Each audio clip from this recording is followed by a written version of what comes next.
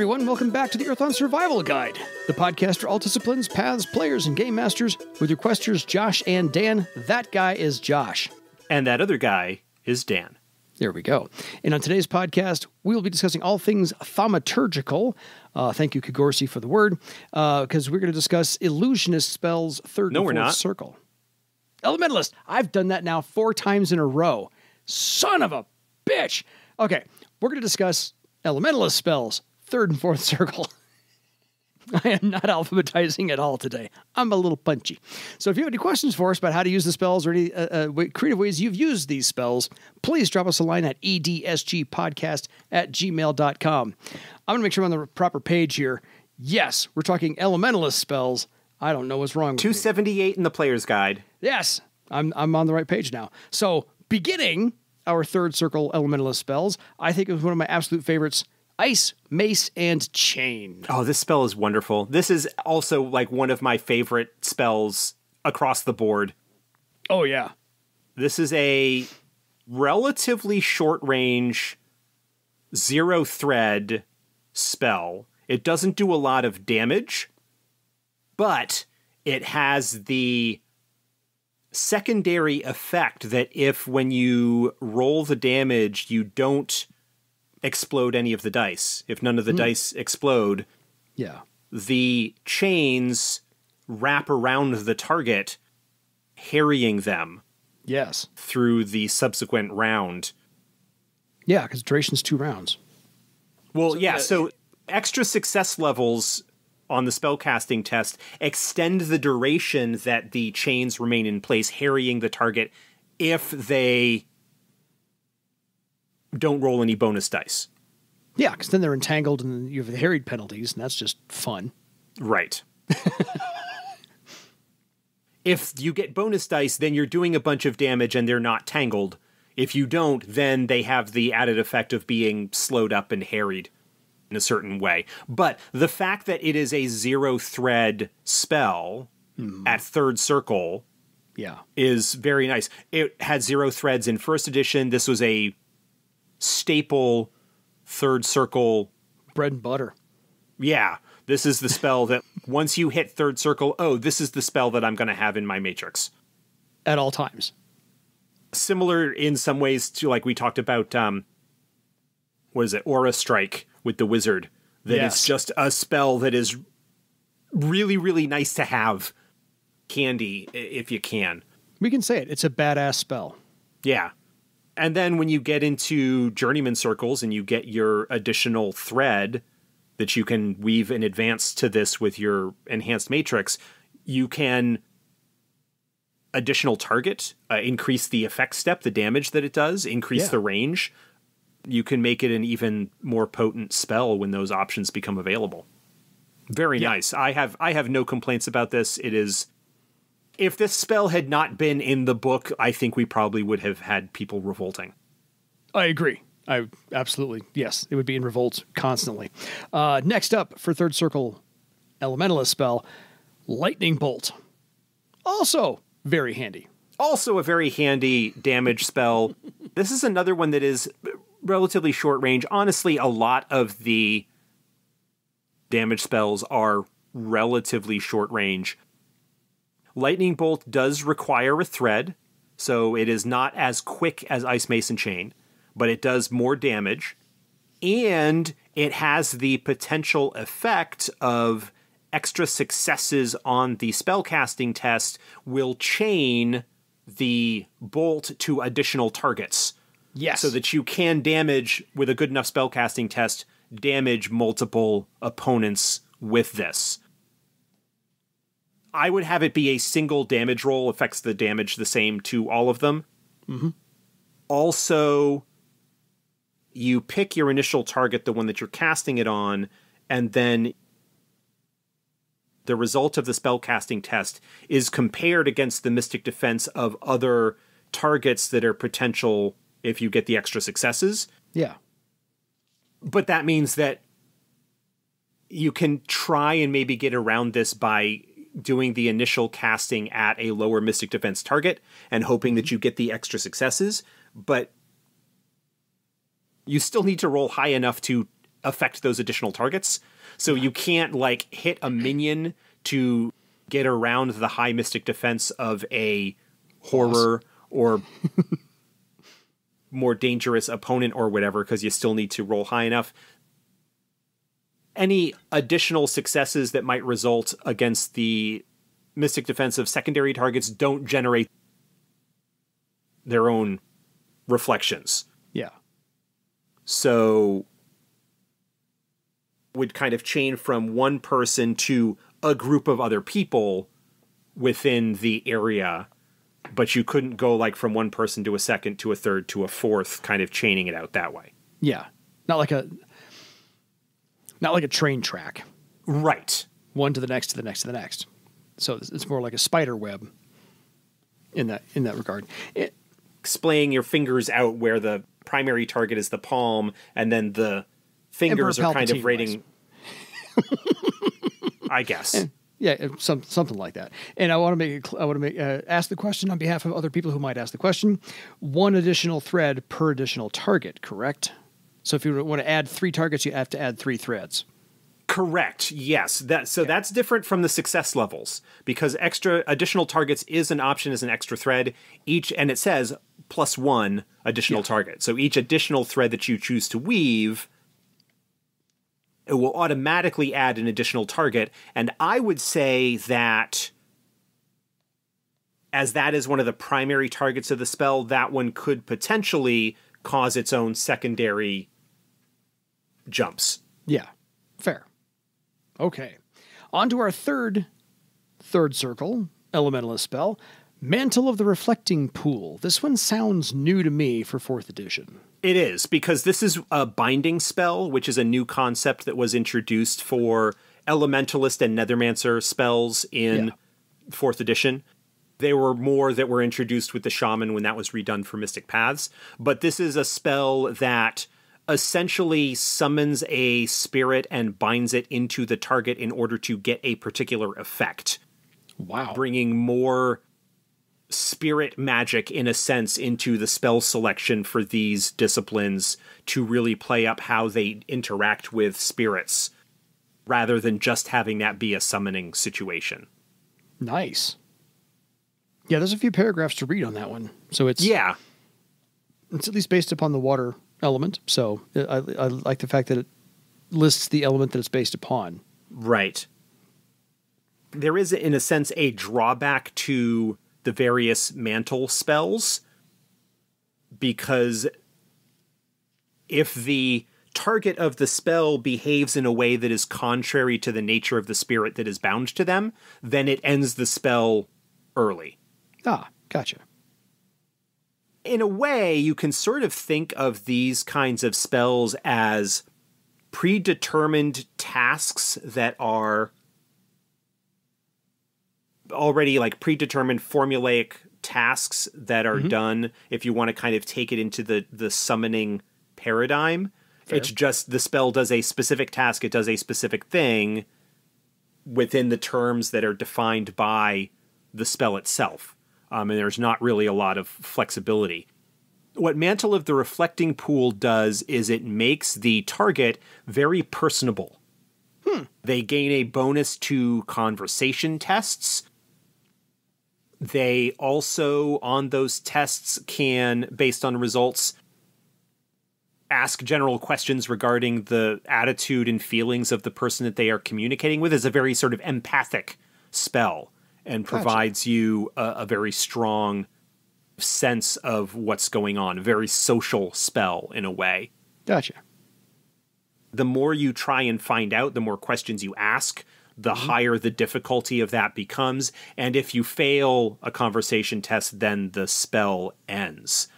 Gotcha. If the spell ends prematurely, the bound character, the character that was the target of the spell, receives a -5 penalty to all charisma-based tests until they get a full night's rest. So there is kind of a downside to really pushing it, and the bound character, if they express any strong opinions or emotions not expressed by the person that they are conversing with, or they forcefully manipulate the interaction, or they pressure the target, then that kind of breaks it, because this is it's Mantle of the reflecting pool. This is a very like placid, slowly flowing and moving that way, as opposed to the forceful rush of a waterfall or a wave breaking or something like that. So it's a conversation, not a badgering the witness. Correct. Absolutely. Fair. So this takes your introvert, makes him a partial extrovert for a little while so they can have a better conversation. It plays on the idea of how a way that you can build rapport with people, and this is a legitimate thing. Yeah. By mirroring them. Mm-hmm. By reflecting their own attitudes and postures and mannerisms back at them in a certain way.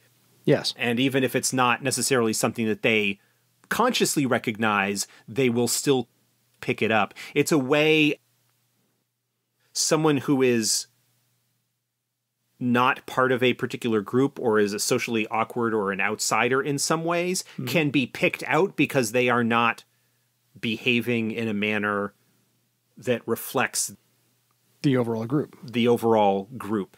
Yeah. I was going to go with, this is your perfect salesman. Mirroring the customer. Yeah, that's sort of one thing that you can do. I wouldn't say that this spell is designed to do that. No.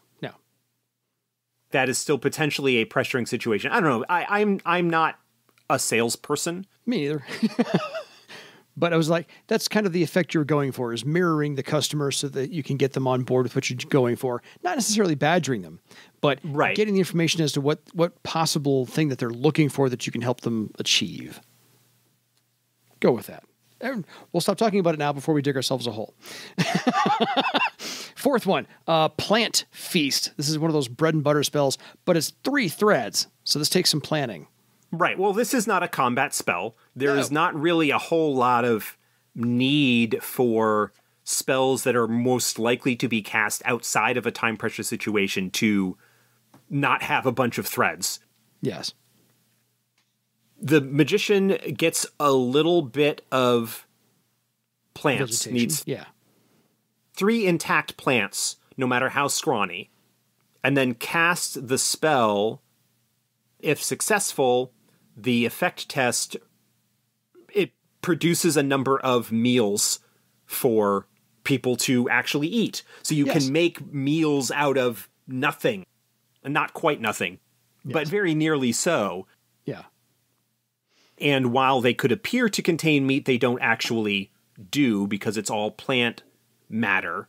Yes. The spell creates types of food that the magician themselves have tasted within the last year and a day, which the spell then says, which is a good reason for elementalists to occasionally indulge in fine food or a wide variety of food in order to provide a significant portion or variety in what they can produce with this. It does not provide any kind of healing effect, but the fact is that it can do very well at keeping a group fed and alive. Yeah. In places where there might not be much in the way of natural forage. We were talking about survival in the previous episode. This is one of those spells that if you have an elementalist in your group that knows this spell, food potentially stops being a danger that you need to worry about. Yeah. You're not necessarily going to go starving. And this is a time saver. If you are in an area that doesn't have a lot to hunt or forage for, this is your time saver. You're just done. Move on to the next part of the story. Its effect is will +2, but that result determines how many meals that it makes. If you're just looking to feed your adventuring group, then 4 or 5 people. That's not that difficult to pull off. And again, if you're not in any kind of time pressure, there's nothing to prevent you from weaving extra threads to increase that effect step. Yep. If you're looking at step 8, step 9 to start, unless you completely bogart your roll, you're likely to be able to feed your adventuring group. There is some talk that occasionally comes up about, oh, well, with this spell available, why is it that starvation is a concern? Well, because there are only so many elementalists, and in order to feed a large population, they would have to be casting this spell basically nonstop in order to generate enough food to feed everybody, and they would need the raw materials to do that for each casting of the spell, because those 3 plants are kind of used up in the course of that. And so if they don't have the foundation, it's just better to actually grow your food rather than to rely on magic. But for small groups, this is really, really handy. Oh, it is. It has saved my party a number of times. Not going to lie. Next up, Thrive. This is another spell that deals with plants in a certain way. It accelerates plant growth. Plants in the area of effect experience the equivalent of 1 week's growth over the remainder of the round when the spell is cast. Woof. After the spell ends, the growth rate returns to normal, but the plants don't shrink. It's a quick boost. Yeah, it is a quick boost. It is a way to potentially turn around a crop season a little bit more quickly. There is a limit to how much it can be cast. There's only so much that you can do to a certain extent. Yeah, the area of effect's only a couple yard radius. So yeah, and it can only and only once per affected area per week. It does a week's worth of growth, but then you kind of need to have time catch up to it, quote unquote. Jet lag. To think about why it wouldn't work again. But you combine this with another spell that elementalists get with, say, Shelter, right? Yes. And you could increase the amount of vegetation or undergrowth that is present to allow you to make the shelter that you're looking for. You can, with extra threads, increase the effect to get additional days of growth out of it. There are some potentially creative use cases for this spell for someone who is inclined to think about how they might be able to take advantage of it. Yeah. So, I love creative use of spells. Always have, always will. Last up for third circle, Elementalist, is the Winds of Deflection. And now this is, I know, a 0-thread spell, so this is kind of like a moving shield. Yes. This is a spell that's been around for a while. Oh, yeah. 0 threads. It is a defensive spell for the Elementalist. They make a spell casting. They gain a +3 bonus to any avoid blow tests, and also allows avoid blow to be used against blindside and surprise attacks. So they don't need to be aware of the attack coming in to attempt to avoid blow, which is normally a limitation of that ability. Agreed.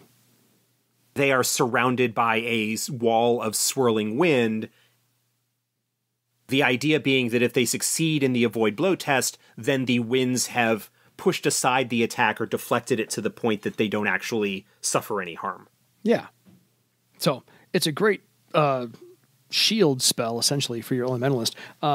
I know Ice, Mace and Chain and Lightning Bolt are two of my favorites. What are your favorites for third circle Elementalist? Man, you can't turn down Ice, Mace and Chain.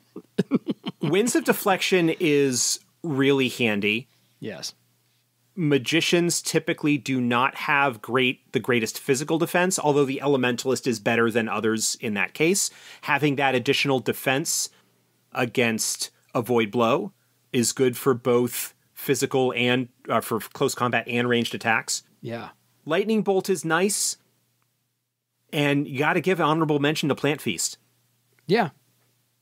No arguments here. The Elementalist I hung with had Winds of Deflection, Ice, Mace and Chain, Lightning Bolt, and Plant Feast. And man, he used those more than anything he ever had at first and second circle. I really like Mantle of the Reflecting Pool as kind of a really flavorful, new, interesting spell. Yes. I would say out of all of them, the weakest, quote unquote, is probably Thrive. And that's only because its use case is a little bit more limited, but probably very rewarding to a creative magician whose game master is willing to go along with them on things. Fair. But in all honesty, a week's growth is not a lot. No. I mean, maybe if it's like ready to harvest and you just need that extra week to get it there so you can all eat. Yeah. Finish it off. Hey, it's ready to eat. Maybe that's about it. Or to give yourself more. Yeah, I mean, there are potential use cases for it. It just requires maybe a little bit more thought and care and creativity. Yeah, absolutely. And again, that's what they're there for, is for you to use. It's a tool. If you can use it better than most, there you go. Fourth circle. We have a few more spells to get through. Air Blast. This is a 0-thread fourth circle spell. Yes. This does not cause any damage, but it creates a, as the name implies, blast of air that requires anybody caught within the area to make a knockdown test against the effect in order to avoid being knocked down. Send people sprawling. Yeah, this is your blast effect you see in movies nowadays. Everyone goes flying backwards 10, 15, 20 feet, whatever. Think of like some of the stuff that Aang did in Avatar: The Last Airbender.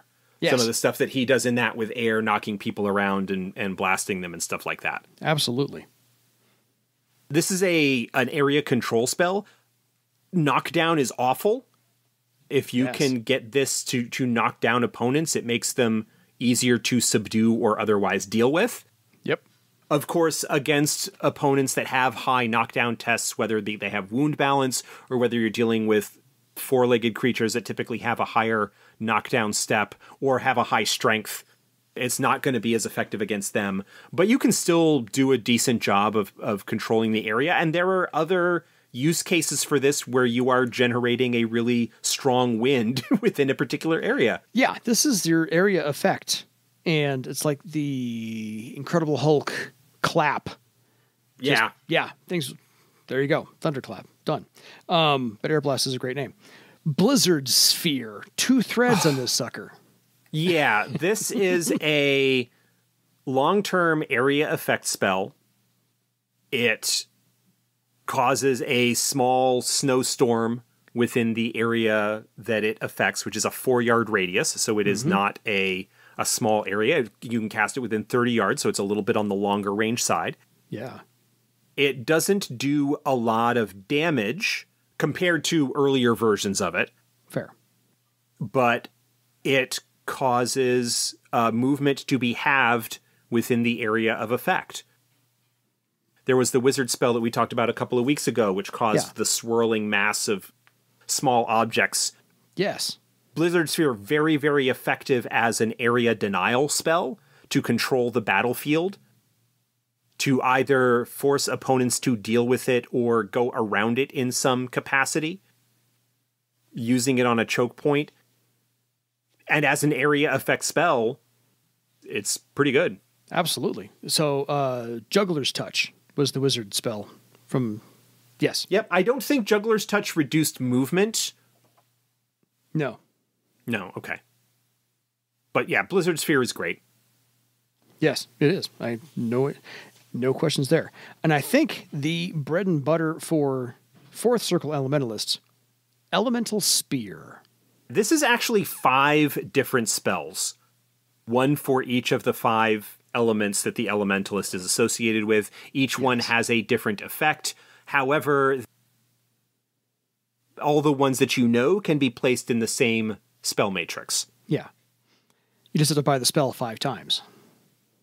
Yeah, that's the one drawback. And is kind of the way that elementalists, in one sense, get more spells than anybody else, because there are some spells where they actually have multiple versions because of the different elements that are associated with it. This is a ranged spell. The effect varies based on what element you are used. Air, if successful, creates a thunderclap that causes affected characters to suffer a penalty to their action tests until the end of the round. So it's kind of a disorienting effect. Earth spears force the target to resist knockdown. They take damage in addition all of these, except for one, cause damage in addition to these secondary effects. Yeah. So the air spear causes damage and causes the thunderclap effect. Earth spear does damage and forces a knockdown test. Fire spear just does extra damage. It's just the most damaging of them. Why would it not be? Wood spears sprout entangling vines that will harry the target until the end of the next round. And then probably the most popular variant of this is the water spear, which rather than harming, heals the target. When cast, you will generally cast this on a fellow ally. Yes. They can immediately spend a recovery test with a bonus. This bonus does not stack with any other bonuses that they might have pending for recovery tests. But it is a situation where you can help your party members stay up in combat by allowing them to make recovery tests when they normally wouldn't. Considering there are not a lot of options for this to happen, Woodskin and Fireblood are sort of the two examples of that. Otherwise, I mean, it costs the recovery test, but that still happens, and they get a bonus to the damage that they healed, so that can be useful. I mean, yeah, because I can hit you with the water spear 20 yards away. Yeah. So here you go. Heal up. Keep fighting. Because that's an awesome thing right there, especially since they don't have to take time out to do it. So that's even better. Next up, Grove Renewal. This is a in-combat healing spell. Yes, because out of combat it does something massively different. It doesn't do something massively different. It just does something a little bit different. If the spellcasting test is successful, either the target or the magician must spend a recovery test. Mm-hmm. So the magician, the elementalist, can spend one of their recovery tests on behalf of the target in order for this to go off. Yeah. And the target heals 4 damage each round on their initiative. And it lasts for spellcaster's rank plus 5 rounds. Yeah. So it lasts a while and provides this kind of low-grade recurring healing every round. The damage restored is reduced by the number of wounds that the character is suffering from. As normal. So if they have a wound, then they would only heal 3 per round. But that's still a sort of sustain low grade. It can certainly help take care of the strain damage that, say, a frontline character suffers. He's talking about like a warrior or sword master or archer. Yeah. It's certainly worthwhile. Outside of combat, the healing is reduced to 1 damage per round and doesn't gain any bonus from additional threads. So essentially, outside of combat, it only helps a little bit, and only if the target does not have any wounds, because the wounds still reduce the... Yeah. And that's just simply something of a balance thing. Mm-hmm. Because elementalists get a lot of healing enhancements. Yeah. Between heat food and the water spear and things like that. I mean, all of these still require you to expend the recovery test in order to get that effect. So it's not unlimited healing. Yeah. But this one, especially where the elementalists can spend their own recovery tests, elementalists get access to fire heal, which allows them to stock up potentially on recovery tests to spend for targets on this. This is new, but it's a pretty cool spell. It is. I think it's new. It rang a bell that it was new for me as well. So yeah, 4 points in combat, 1 point out of combat. So basically it's a reduction by like 1 in 4. Yeah. So it's significant. It lasts quite a number of rounds. So, you assume that at 4th circle, the elementalist is going to at least have a rank 4 spellcasting.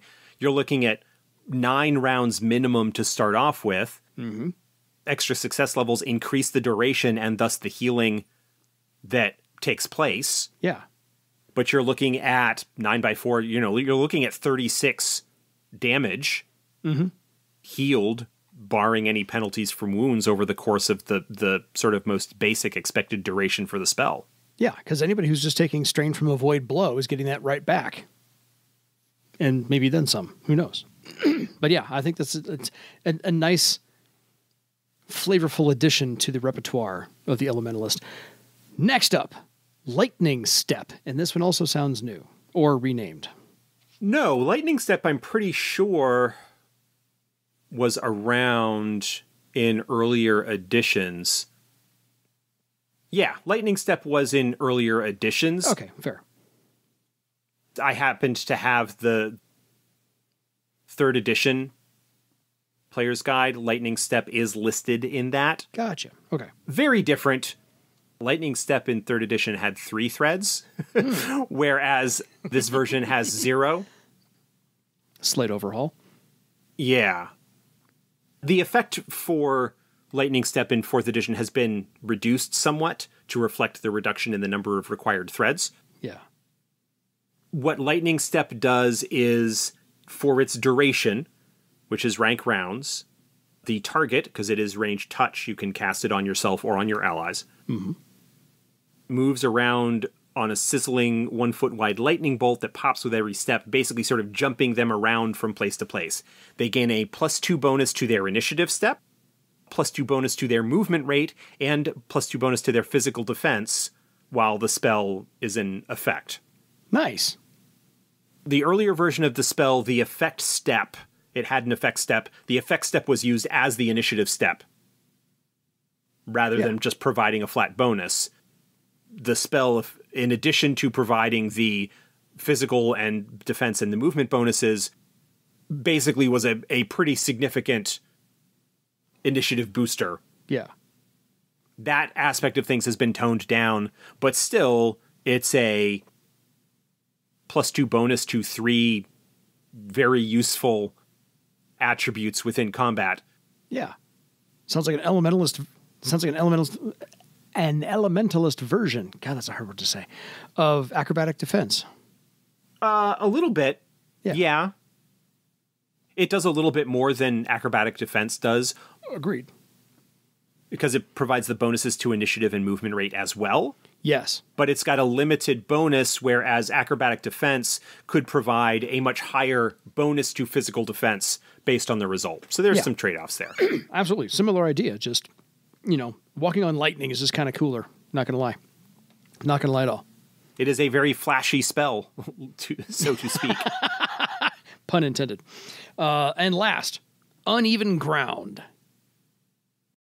Yet another area effect, zone denial spell.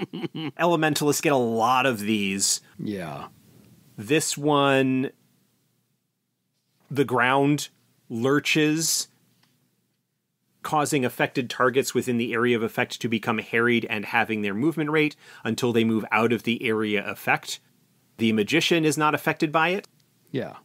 They can move through it just fine, which is good because it's cast range self. So it's centered on themselves and then affects a 10-yard radius around them.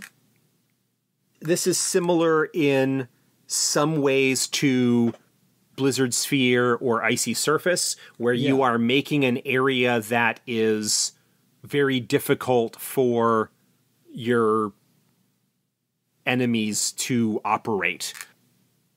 You can, with extra threads, remove targets, so you can make it so your allies are not affected the same way that you are, which can make, for a pretty sizable area, a 10-yard radius, that can turn the site of a battle very decidedly against your enemies. Yeah. It does require 2 threads, and so there is an additional thread on top of that to remove those targets. But yes, it might take a round or 2 to prepare and cast the spell, but it lasts 4 rank rounds, so it's not like some of those damage dealing spells with higher thread requirements where you're only doing damage every 2nd or 3rd round. Yeah. This is one where it takes a couple of rounds to prepare and cast, but then the effect is in place for a while. Yeah. And high success results means that effect is around for longer. Absolutely. This one combined with either Air Blast or Blizzard Sphere, I can't figure out which one I would rather use, but Uneven Ground just reminds me of the Urban Renewal spell from Shadowrun. I vaguely recall that spell. All of these spells are strong. All of these spells are amazing. Yeah. In their own way. Third Circle, we had Thrive as... It's good, but maybe a somewhat limited use cases without extreme creativity. There's nothing in the Fourth Circle Elementalist that you want to be without kit that you would want to be without. You've got so many other options in terms of zone control and secondary effects from these spells that really the only spear spell that you probably really want to get is Water Spear. Mm-hmm. The others are nice, but Earth Spears force a target to resist knockdown. Okay, great. Well, so does Air Blast. Yes. Fire Spear is just straight damage. Fire Spear is straight damage, but that's will +4 plus an additional d6. That's nothing to sneeze at. Agreed. For a 1-thread damage spell, that's pretty respectable. Yeah. Wood Spears cause the target to be harried. Well, so does Blizzard Sphere, so does Uneven Ground. Yeah. The advantage to Elemental Spear is that because you can have multiple of these in the same matrix, you can have multiple effects of these ready to go. Yeah. And pull out the one that is suitable for any particular moment rather than necessarily needing to decide ahead of time which one you're going to do. The one thread, in a sense, you could think about it as taking that round to weave the appropriate element into the basic spear spell itself in order to get the effect that you're going for. But really, there is not, in the Fourth Circle list, there is not a loser in the group. Agreed. Again, there's not any of those spells I would want to be without. There are ones where you could go, well, I think I would prefer to have Blizzard Sphere over Uneven Ground to start with. Yeah. But those are both area effect, zone denial. Mm-hmm. Blizzard Sphere does a little bit of damage. Uneven Ground hinders the opponent's actions. Yeah. It's all really good. It's 1A, fantastic 1B, 1C, selection. 1D. Yeah. Broadly speaking, I like Elementalists as spellcasters just in terms of my temperament and the type of character that I like to play. Yeah. You know, wizards are still number one, but the Elementalist spell kit is incredibly evocative and incredibly useful and incredibly powerful in its own way. And for those of you who like to have visuals in your storytelling, these all provide fantastic visuals. Yeah. Grove Renewal, look, if you had been listening to the Legends of Earth Dawn podcast, Grove Renewal, once it became available, was used quite a lot in that game to keep us up and keep us going, or to help us recover the tail end of a fight. Yeah. Especially works really well with a Questor of Garland, because Questors of Garland also get additional ways that they can gain recovery tests that they could then spend on this spell in order to heal people and stuff like that. I think they get an effect where they can spend their devotion points as recovery tests to power spells like this. Yeah. That's just a killer combo. Agreed. The Elementalist spells are solid, and you can find uses for all of them pretty easily. Agreed. All four circles are badass.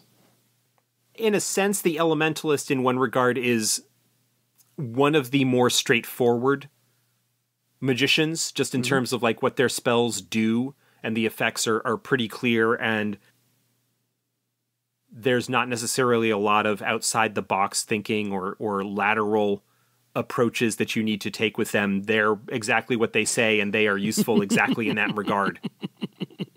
Like the elements themselves, they present exactly what they are. Take them for what they say they are, and how they appear. So no arguments here. I love the Elementalist kit. They're like I said, it's 1A and 1B Wizard and Elementalist. I'm good. So We will explore the other spells on the other spellcasters here in the next couple of episodes, so stay tuned for those. Otherwise, folks, if you have any questions for us, if you've used these in interesting ways, please let us know at edsgpodcast@gmail.com. Until next time, go cast some of these spells for your legend. Good night, everybody.